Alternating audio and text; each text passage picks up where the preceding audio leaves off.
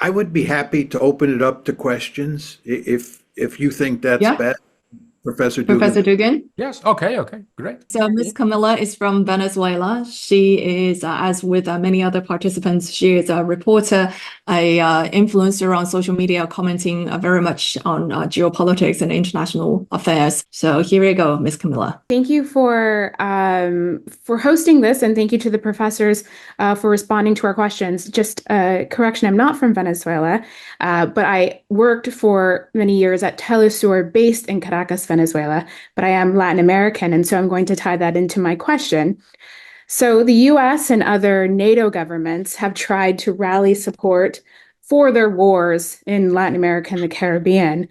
They've made visits, they've sent the Southcom commander to hold meetings with Latin American governments to do things such as try to convince them to trade in their arms for US weapons.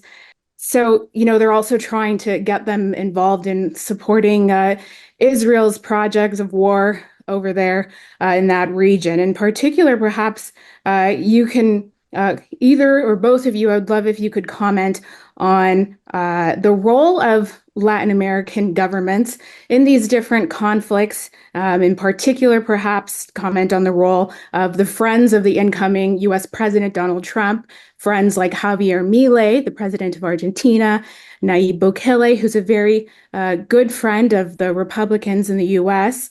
And these leaders seem to be quite antagonistic towards the multipolarity project and anyone promoting multipolarity. They're quite antagonistic to Venezuela, Nicaragua, and Cuba.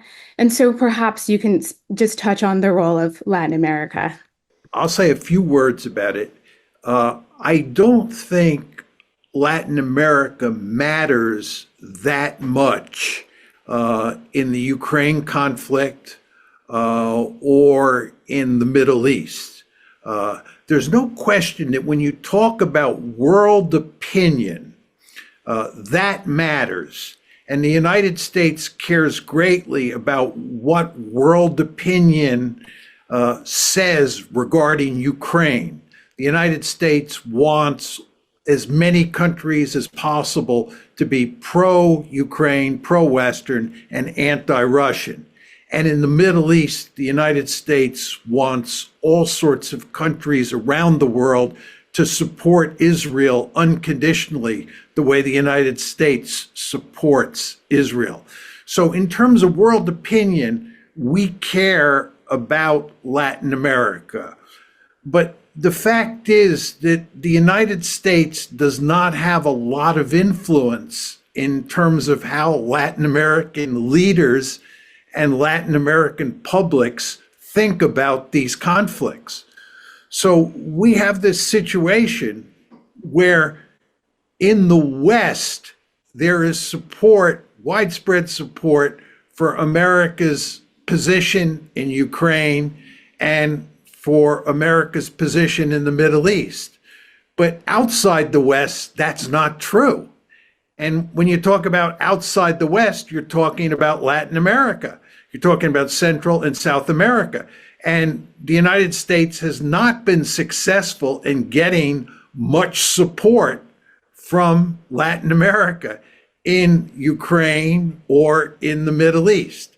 So in that sense, Latin America matters, and it's been a problem of sorts for the United States.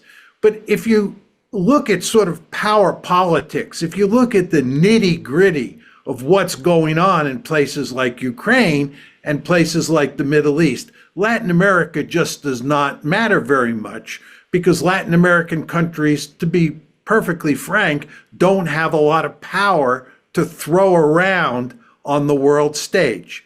And therefore, they don't matter that much in terms of the nitty-gritty of these conflicts. But they do matter in terms of public opinion. I think that on the level of the balance of power or calculation and measuring of the real potential, Mr. Mearsheimer is totally right, once more.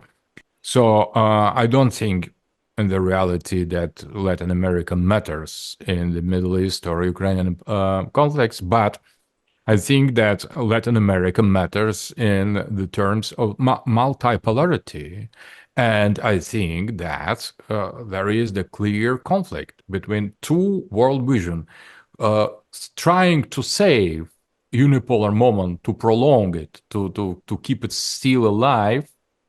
And that means that nothing of a sort of a pole would ever appear in the Central America or South America. So that is preventive strategy. I think Milei and the other pro-US leaders, they are preventive weapon against the possibility, the virtuality of creation of something like a consensus of Latin American countries. And I think that we have two, but I would like to add that we have two versions of the possible unification of integration of Latin American countries, that is leftist, represented by Venezuela, of Chavez, by Cuba, by Nicaragua, but as well,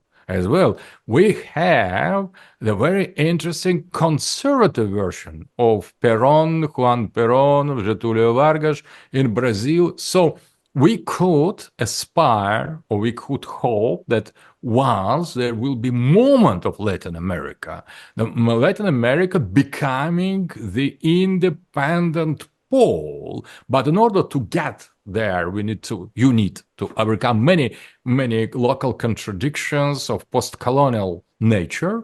But I think that in the present world, that is almost not important factor in the context of the power politics on the global scale. And I agree that the influence of Latin America in the Middle East conflict or Ukraine is very, very small. But in the future, I think that Latin America could play very important role in creation or facilitating or helping the multipolar world system to be established or to sabotage it. So I think that Brazil is trying now to converge, to invest somehow in this multipolarity being present in BRICS, and Milei tries to sabotage this multipolarity. That is clear, but I think that is the next round of the global game of the balance between multipolarity, emerging multipolarity, and declining unipolarity. It is next round, and it is of less importance, obviously, than what is going on now in Middle East or Ukraine, and what in front of what will happen, I think, soon in the Asia. And Taiwan problem in the Pacific Ocean, and Africa and Latin America will go after. You have your role to play in this multipolarity, but I don't think that today in the balance of power, Latin America really matters. I think that maybe including in the opinion, global opinion of Latin American population as well doesn't matter too much to the West. We are very, very happy and very grateful to Latin America to support our will to establish multipolar world order. In that sense, we are grateful, and for us, it matters. But in real balance of power, I would rather agree with Mr. Misjudgment that is secondary elements and argument. Thank you very much. But I just want to cut in here because we're talking about multipolarity and balance of power, some of the key words that were mentioned just now. So in a multipolar world, Professor Dugan, in your envision of multipolar world, And I also want to hear from Professor Mearsheimer too. I think this is a very important issue because we didn't quite have time to dig into this, is that in a multipolar world, with the balance of power, so are every state going to start pursuing nuclear weapons? How is that going to look like? And in a multipolar world, are there going to be military alliances? In my opinion, we need first of all to understand what is the pole of multipolar worlds. And in my opinion, and that is difference maybe from classical realism, the pole doesn't coincide with the national state. So the pole, for sure, the pole of multipolar world system should have a nuclear weapon, but the pole is something very, very different from the national state. So not each state, national state, should possess a nuclear weapon, but pole for sure should possess. So, but what is the pole? The pole is something that we have already now, the West, that NATO land, it is the pole, United States is a pole. It could easily, more or less easily, separate to two poles, and they still will be sovereign, United States and Western Europe. They still will be full-scale poles. So that is huge pole, Western pole, that could permit to itself to separate possibly in two poles, and still they will be poles. There is China as a pole, agree, there is Russia as a pole. All 3 or 4 eventual poles, if we accept the possibility of separation inside of the West, still Western Europe will possess nuclear weapons. So these 3 or 4 poles already possess a nuclear weapon. India, that it is next pole. India possesses a nuclear weapon. So it is not about the distribution or of nuclear weapon or proliferation. It is already in the hand of the 4th or 5th already pole. If we consider Islamic pole, it is still to do. It is not ready, but we see at least one country, Pakistan, with nuclear weapon, and Iran in the process to obtain it. So Islamic nuclear bomb is already here, and it's not about proliferation. So if we think the world in terms of poles and not countries, so we have only 2 issues: to give nuclear weapon to some African power, but we don't see yet still some pretender to manifest this independent African pole. It is to come, and the same for Latin America. And I presume that Brazil is the first country that could claim to start nuclear weapon as a plan, because Brazil is much more developed, much more technologically advanced with its submarines created in Brazil. So I think that and so we are near to have nuclear multipolarity. It is we shouldn't expect to distribute to each country, because multipolar world order, it is not about the nuclear sovereignty of each country.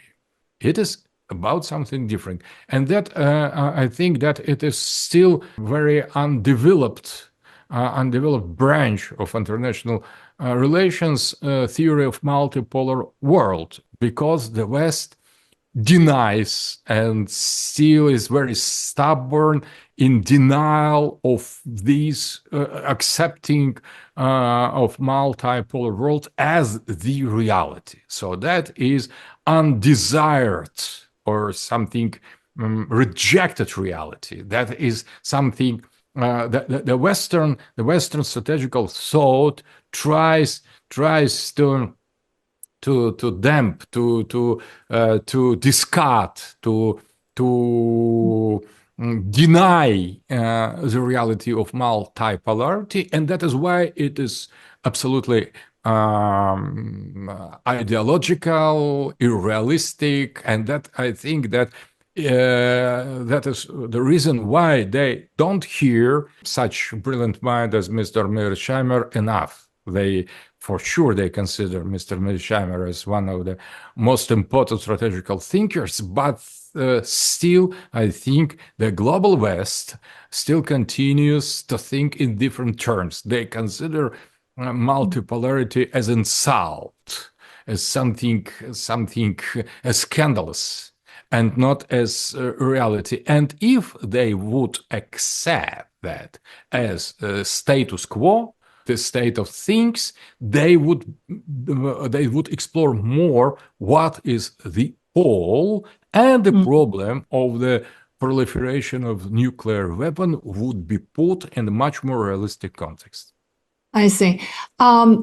We do have a few more questions, and also Mr. Jerry Brown is raising his hand, and I believe you are invited by Professor Mearsheimer. So I'm going to firstly ask Professor Mearsheimer if you want to follow up on the possibility of the proliferation of nuclear weapons around the world, and also pass it on to Mr. Brown to see what your question is. Okay, I'll just say a few words. I think I have a bit of a difference with Professor Dugan on how you define what is a great power or what is a pole. For me, a pole has to be a great power.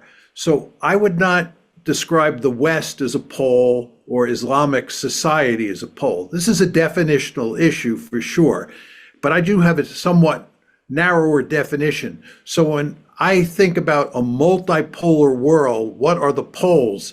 They can only be great powers in my lexicon. And the three great powers in the system are, of course, the United States, China, and Russia. And that's what a multipolar world looks like for me. India could be a pole at some point, but the West cannot be in my story, nor could Latin America as a whole be a pole. Now, the really interesting question has to do with the likelihood of nuclear proliferation. During the Cold War, both the United States and the Soviet Union had a vested interest in preventing proliferation. We were not completely successful because, of course, countries like Israel, France, Pakistan, India, and a few other countries all have nuclear weapons. But the United States and the Soviet Union were committed to preventing proliferation, and after they signed the Non-Proliferation Treaty and a handful of other treaties, they went to great lengths to prevent proliferation in the second part of the Cold War. They were much less successful in the first part of the Cold War. And I think that in the multipolar world that we live in, and there's no disagreement here between me and Professor Dugan that we live in a multipolar world today, that all three great powers have a vested interest in preventing proliferation, just as the Soviets and the Americans had an interest in preventing proliferation. The key question for me is whether or not the Russians, the Chinese, and the Americans can work together to prevent proliferation. And Iran is a really good case here. If you go back to 2015, when the JCPOA, that's the arms control agreement involving Iran and nuclear proliferation, was put into place, the Russians, the Chinese, and the Americans all worked together to prevent Iran from acquiring nuclear weapons. This is consistent with my argument that great powers, poles, do not like nuclear proliferation. The Soviets and the Americans didn't like proliferation in the Cold War. And what you see in 2015 is the Russians, the Chinese, and the Americans working together. But that was at the end of the unipolar moment, when there was a lot more cooperation Think about engagement with China. China and the United States in 2015 were getting along quite well. And the Russians and the Americans were in some trouble, but not great trouble like they are now. And I think the question we have to ask ourselves moving forward, given the intense security competition, given the intensity of the competition between China and the United States and Russia and the United States, can those countries work together to prevent proliferation in the future? Will they work together to prevent Iran from acquiring nuclear weapons? This is not 2015. The American and Russian and Chinese relationship with Iran today is much different than it was in 2015. And I think there is a real danger moving forward that proliferation will take off. It will accelerate because the great powers, the three great powers in the system, who do have an interest in preventing proliferation, will not be able to work together to prevent it. Mr. Brown, if you would, yes, please. Yeah, on the matter of the Nuclear Non-Proliferation Treaty, Article 6 very clearly states that the nuclear powers, that's Russia and America and China and the others, are obligated to seek and to negotiate in good faith a disarmament of nuclear weapons, certainly leading toward a reduction. And the rationale for that is that these nuclear weapons are not totally under the control of the respective countries. There's technology, there's software, there's human frailty. There is a real potential of error in the form, for example, of false alerts. And in a growingly hostile world, those dangers increase. So the question is, with America, Russia, and China building new nuclear weapon systems, replacing and modernizing what they have, everything's getting more dangerous. And the mutual emulation among all the powers is interacting in a way to create ever greater danger. So my question to both speakers, but primarily Professor Dugan, what is the view of Putin in terms of negotiating reductions in the existing stock of nuclear weapons? Because if there's no proliferation whatsoever, there still is a growing danger, which at some point will result in a nuclear exchange, and who knows how horrible that'll be. So is there any appetite in Russia or in the mind of Putin that you know of for serious nuclear reduction? And the same can be said about the United States, which is involved in a modernization program, and China, which is now in the process of building 1,000 more nuclear warheads. So where does Russia stand on Article 6 and the current issue of build more or build less?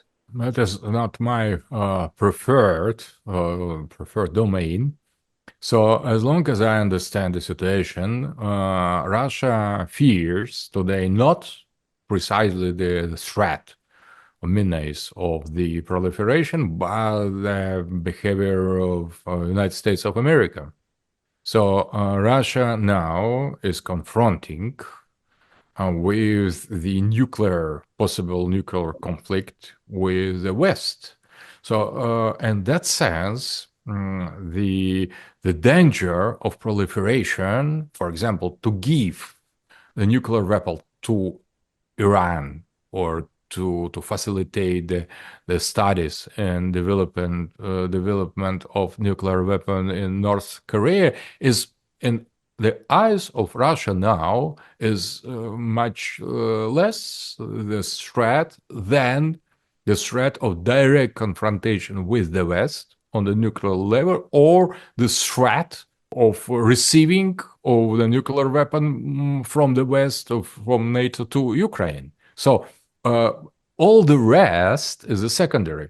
And that is why I think that, for example, the idea to limit the exploration of nuclear weapon by Iran is not so important for us, or, for example, development of nuclear weapon in North Korea or in Pakistan. So it is of no importance because we consider ourselves on the brink of the nuclear war with the West, and the balance or relations between nuclear heads of missiles between Russia and NATO counts much more than the proliferation. And in order to avoid or in order to counterbalance this threat, I think the Russia could in the radical situation to make some extravagant steps. And we could do that because comparing, for example, the danger of possession of nuclear weapon by Iranian regime or North Korea is much smaller than the real possibility of attack against Russia by a nuclear weapon from the West. So now we are in different situations. So what Mr. Mearsheimer has said about this trilateral agreement between China, West, and Russia in order to diminish or to control or to reduce or to stop proliferation, nuclear proliferation, that belongs to the different epoch, different time. So that was a kind of peaceful three great power world order. And now Russia considers itself to be under Western attack. We consider ourselves to be in the war with the nuclear West. And that is different. So that is very important. So if we could imagine return to this peaceful three-polar system, more or less understanding and balance of power with no direct military conflicts, maybe this idea to limit a proliferation of nuclear weapon would seem rational, but not now in our eyes. So I've tried to respond as I could. I want to add one little point here, that forgetting about nuclear proliferation, however bad that is, the mere possession of thousands of nuclear warheads through many systems of software, hardware, and human control presents a risk of error, a risk of blunder in Russia and in the United States, and presumably in China as well. The danger is not that America is going to bomb Russia or Russia is going to bomb us. That may be a problem, but the risk of a mistake, of a blunder, we've had false alerts before. The risk every year is going up. It is inevitable that there will be a nuclear exchange, no matter what the intention of Trump, Putin. There's an immediate threat that requires serious negotiation under New START and under other arrangements to get greater control. Whatever our other disputes are, there's a danger of nuclear blunder happening, even though nobody wants that. I think that there's no question that there is the problem you describe. I also think there's no question that there's the problem that Professor Dugan described. But the fact is, we are not heading towards a solution to either of those problems. If anything, we're going in exactly the opposite direction. The United States walked away from a number of arms control agreements over the past 2 decades. That's point number one. Number two, there is hardly any evidence that these three great powers are going to craft or put together a new set of arms control agreements. Number three, they're building up their nuclear arsenals, as you described. And number four, nobody seems interested in trying to figure out a way to head in the other direction and ameliorate the threat of a nuclear war. If anything, what strikes me as I observe people in the West talk about nuclear war, it's that they don't think it's that serious a threat. I'm quite amazed, to be honest, that so many people think that the Russians would never use nuclear weapons, that we can simply push them around, do whatever we want to the Russians, and they'll never use nuclear weapons. This is not the way we thought in the Cold War. It doesn't seem to me that we've made progress on this front over time. If anything, we seem to be headed in the wrong direction. So when you add all those factors up, I'm actually very pessimistic about the likelihood that we will avoid nuclear use in the future. I'm not arguing that it's axiomatically going to happen, but it makes me very nervous when I listen to people talk about nuclear use in the West, and when I think about what's happening with the nuclear arsenals and what's happening with the elevation of all these crises around the world. I think we're in, serious trouble. Arms control is dying. I can tell you, the Bulletin of Atomic Scientists puts out a doomsday clock, and it is currently set at 90 seconds to doomsday, the closest in the last 50 years. There's a danger of miscalculation, of accident, totally independent of the antagonisms that have been described so well over the last hour. So I just caution people that even without intending, there will be inevitably a nuclear exchange. That's what I'm worried about. Thank you, Mr. Brown. 姐妹们总烦恼脸上细纹、干燥与暗沉，现在起跟我一起放心交给 KS Royal Face 皇家颜值逆时奇迹系列。KS Royal Face 皇家颜值逆时奇迹系列，它添加5种 EGF， 专门防止肌肤老化，强化皮肤修复，增加肌肤弹性水嫩，轻松抚平皱纹，换回青春自信。KS Royal Face 皇家颜值逆时奇迹，护肤露、全效精华、精华霜，即刻启动冻龄密码。